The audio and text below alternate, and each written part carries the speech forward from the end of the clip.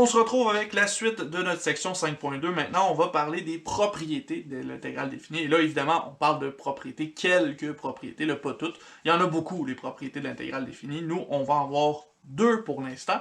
On va faire quelques exercices par-dessus tout ça. Et on pourra aller voir encore un petit peu plus loin qu'est-ce qu'on peut faire avec notre intégrale. Donc, on y va avec les propriétés. Deux propriétés pour commencer ici.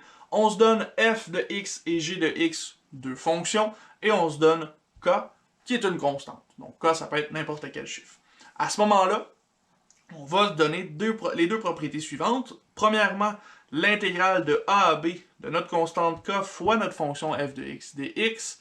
Cette intégrale-là, on peut la simplifier en sortant le k, on l'envoie à l'avant de notre intégrale. Donc c'est égal à k multiplié par l'intégrale de a à b de f de x dx. Donc ça va simplifier un peu les calculs, parce que si on connaît la primitive de f de x, mais qu'on ne connaît pas la primitive de k fois f de x, on enlève le k, on intègre f de x, et on peut remultiplier par le k par la suite.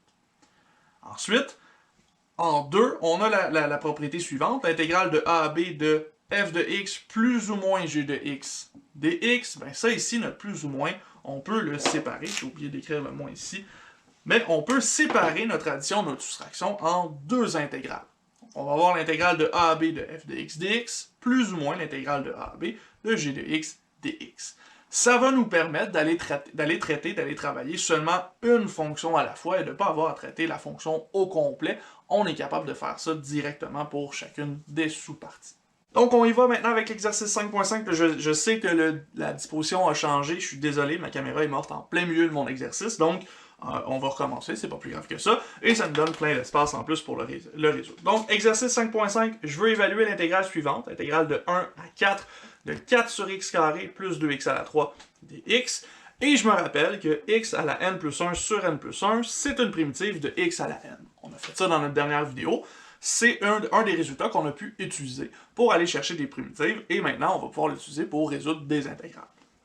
Première chose que je vais faire ici, utiliser ma propriété numéro 2, parce que ici j'ai une somme de fonctions, donc je vais utiliser la propriété numéro 2 pour dire que l'intégrale de 1 à 4, 4 sur x carré plus 2x à la 3 dx, c'est égal à l'intégrale de 1 à 4, de 4 sur x carré dx, plus l'intégrale de 1 à 4, de 2x à la 3 dx. Donc voilà, j'ai déjà séparé mon intégrale en deux. J'ai maintenant deux plus petites intégrales à calculer. Par contre, là, ici, j'ai une division par x carré. Donc, je vais utiliser mes propriétés des exposants pour renvoyer mon x carré en haut. Je vais avoir l'intégrale de 1 à 4 de 4 fois x à la moins 2 dx plus l'intégrale de 1 à 4 de 2x à la 3 dx. À ce stade-ci, ben là, j'ai des constantes 4 et 2 qui multiplient des exposants, donc je vais pouvoir les envoyer à l'avant de mes intégrales. Je vais avoir 4 fois l'intégrale de 1 à 4 de x à la moins 2 dx, plus 2 fois l'intégrale de 1 à 4 de x à la 3 dx. Et là, ici, il ne me reste plus qu'à régler les deux intégrales x à la moins 2 et x à la 3. Ça prend des primitives. Ces primitives-là, je les connais. On les a déjà déterminées dans les vidéos précédentes.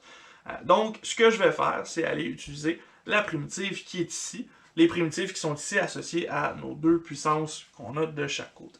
Donc, on va avoir 4 fois ici la primitive de x à la moins 2. Ce sera x à la moins 2 plus 1 sur moins 2 plus 1. Ensuite de ça, on va évaluer cette primitive-là entre 1 et 4. Et on additionne à ça 2 fois la primitive de x à la 3. Donc x à la 3 plus 1 sur 3 plus 1, toujours évalué entre 1 et 4. Je change de notation un petit peu juste ici parce que je manque d'espace, mais les deux notations sont équivalentes. Donc, d'aller chercher ça ici évalué en 4 moins ça ici évalué en 1, ou d'écrire comme ça, c'est la même chose. Il nous restera quand même à faire la résolution par la suite. Donc, on y va avec ça ici.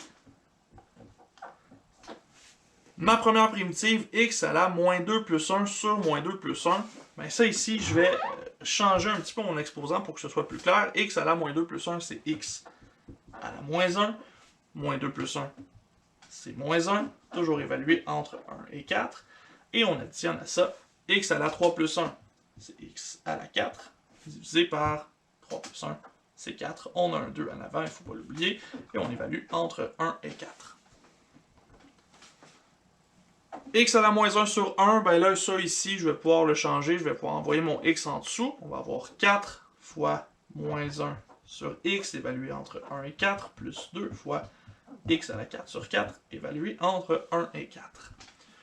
Bon, à ce stade-ci, tout est bien placé. J'ai plus qu'à évaluer mes informations de la bonne façon. Donc, on va y aller avec la première partie. 4 fois cette primitive-là évaluée entre 1 et 4, on va faire moins 1 sur 4, moins 1 sur 1. Ensuite, on va avoir 2 fois x à la 4 sur 4 évalué entre 1 et 4. Ça va me donner 4 à la 4 sur 4, moins 1 à la 4 sur 4.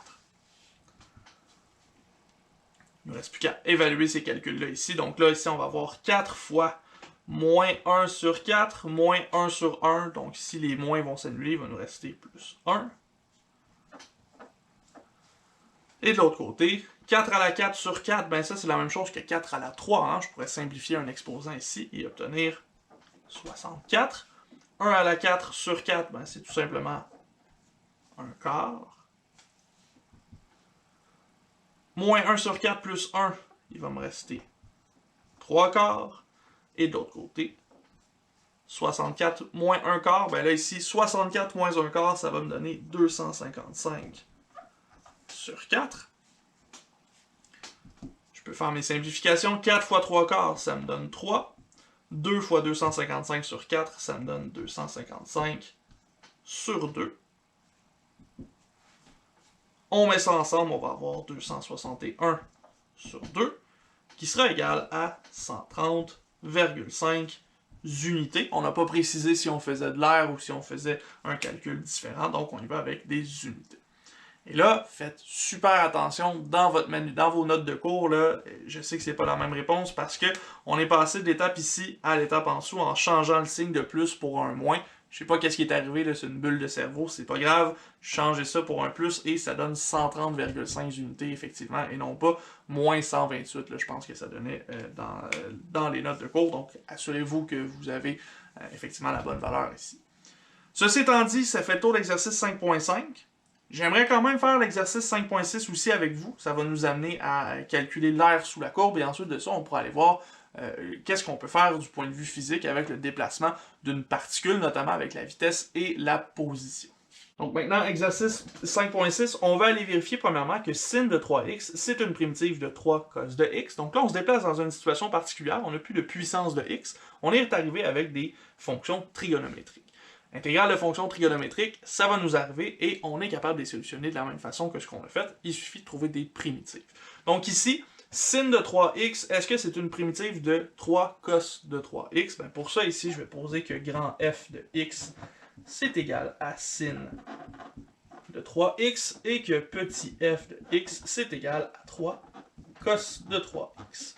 Donc si grand f de x est une primitive de petit f de x, quand je vais faire sa dérivée, f' de x, je devrais retrouver petit f de x. Donc, dérivée par rapport à x de sin de 3x, ben là ici on a la dérivée d'une fonction trigonométrique appliquée à une fonction. Donc, pour solutionner ça ici, on a notre formule de dérivation qui nous dit que la dérivée de sin, c'est cos, évaluée à la même place, multipliée par la dérivée par rapport à x de l'intérieur, donc multipliée par la dérivée de 3x. Ça tombe bien parce que le cos de 3x, on avait besoin. Il faudrait juste que la dérivée de 3x soit 3 pour que ce soit réglé. Et ben ça tombe bien parce que la dérivée de 3x, c'est 3. Donc ça, c'est effectivement égal à 3 cos de 3x. On est un peu revenu en arrière là, avec ça ici en faisant notre dérivée. Ça nous indique que la fonction grand f de x, c'est une primitive de la fonction petit f de x.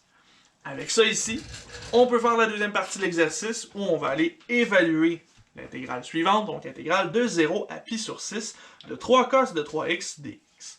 Dans ce cas-ci, on se souvient par notre théorème fondamental du calcul que l'intégrale entre a et b de la fonction petit f de x, c'est égal à sa primitive grand f évalué en b moins grand f évalué en a. Ici, on a déterminé que la primitive de 3 cos de 3x, c'était sin de 3x. Donc, on peut dire que l'intégrale entre 0 et pi sur 6 de 3 cos de 3x dx, c'est égal à sin de 3x évalué entre 0 et pi sur 6. Donc ici, on évalue sin de 3 fois pi sur 6 moins sin de 3 fois 0, donc sin de 0 tout simplement. Sin de 3 pi sur 6, si on remplace ça ici, 3 fois pi sur 6, ça va nous donner sin de pi sur 2, moins sin de 0. Sin de pi sur 2 ici, pi sur 2 c'est à 90 degrés, donc on est à 1 exactement, et sin de 0, ça vaut 0, c'est au départ, donc on a 1 moins 0 qui vaut 1 dans ce cas-ci. Et là, encore une fois, faites attention, dans vos notes de cours, il est arrivé quelque chose de bizarre là, quand on a fait la solution. On a sorti le 3 devant l'intégrale et on a multiplié à la fin. Mais il ne faut pas faire ça parce que 3 cos de 3x, sa primitive, c'est sin de 3x au complet. Donc on n'a pas besoin de multiplier par 3. Faites attention, dans vos notes, ça va vous donner 3 ici, mais la vraie réponse, c'est le 1 qui est ici. Donc encore une fois, je m'excuse, il y a des erreurs, là, des coquilles dans ce document-là. Je ne les avais pas vues, on va essayer de corriger ça le plus vite possible.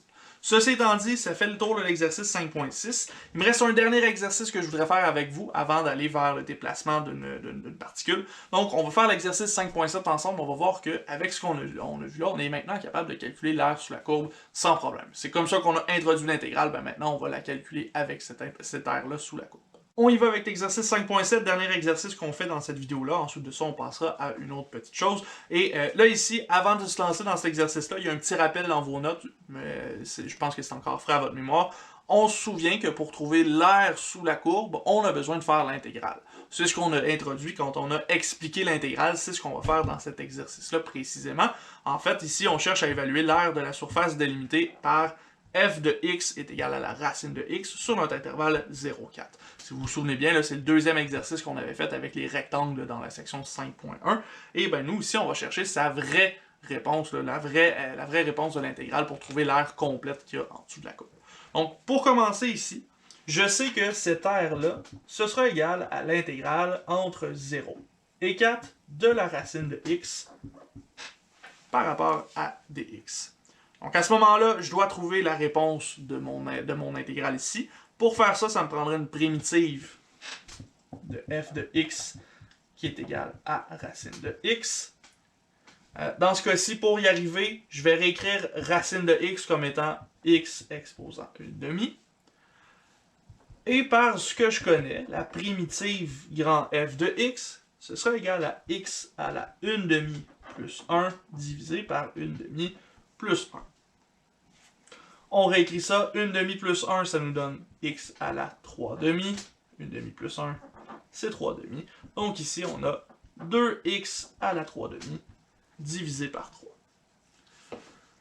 De cette façon-là, on peut arriver à ce que l'aire qui est égale à l'intégrale de 0 à 4 de la racine de x dx, se soit donné par 2 fois x à la 3,5 sur 3 évalué entre 0 et 4. Et ça, si on évalue ça, ça va nous donner l'aire qu'il y a en dessous de notre fonction f de x jusqu'à notre axe horizontal. C'est ce qu'on veut évaluer ici. Donc, ce que je vais faire, c'est me déplacer de l'autre côté et effectuer ce calcul-ci. Donc, l'aire, ce sera égal à 2 fois 4 exposant 3,5 sur 3, moins 2 fois 0 exposant 3,5 sur 3. J'évalue aux bornes, la borne finale en premier et la borne du début à la fin. Je fais une soustraction. Dans ce cas-ci, 2 fois 0, peu importe l'exposant, ça va valoir 0. Donc, il me reste juste 2 fois 4 à la 3,5 sur 3. Ici, 4 à la 3,5, c'est la racine carrée de 4 exposant 3. 4 exposant 3, c'est 64, donc on a la racine carrée de 64. Racine de 64, c'est 8.